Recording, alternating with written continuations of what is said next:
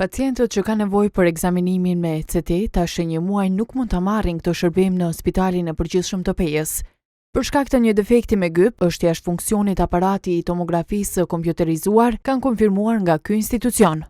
Si pasojë, pacientët po transferohen në Spitalin e Gjakovës me ekip mjekësor. Pajisja e ECT-s në Pejë është instaluar në vitin 2008 dhe që nga ajo kohë nuk është riparuar asnjëherë.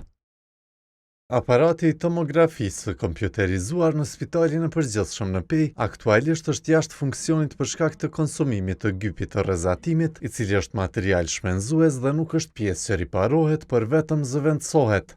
ECT-ja që ne disponojmë në spitalin tonë është një pajisje e vjetër, por shumë e përdorur nga se për një kohë të gjatë mesatarisht kryhen rreth 20 ekzaminime me ECT në një ditë. Problemi aktual nuk është defekt teknik, por konsumim normal i pjesës së brendshme apo gypit, e cila ka arritur në fund të jetës funksionale.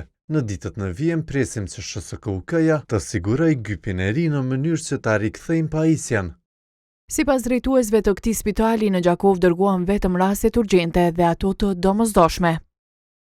Sa i përket numrit të pacientëve që dërgojmë në Spitalin Isa Grezda në Gjakovë, kjo varion sipas rasteve dhe ne dërgojmë vetëm rastet e domosdoshme. Javën e kaluar 11 pacientë kemi dërguar në Gjakovë. Koha ka mësuar gjithashtu se përveç rasteve të dërguara në Gjakovë, disa pacientë nga Peja janë detyruar të udhtojnë edhe në Qendrën Klinike Universitare të Kosovës për ta kryer CT-n. Drejtori i Spitalit të Gjakovës, Hilmi Shala, ka thënë se ky shërbim po u ofrohet pacientëve nga Peja, pasi në këtë spital nuk ka listë pritjeje për këtë shërbim. Koha që nga 26 nëntori është drejtuar SHSKUK-s për të pyetur se kur pritet të sigurohet gypi i ri për CT në Pejë, por ky institucion nuk ka kthyer përgjigje.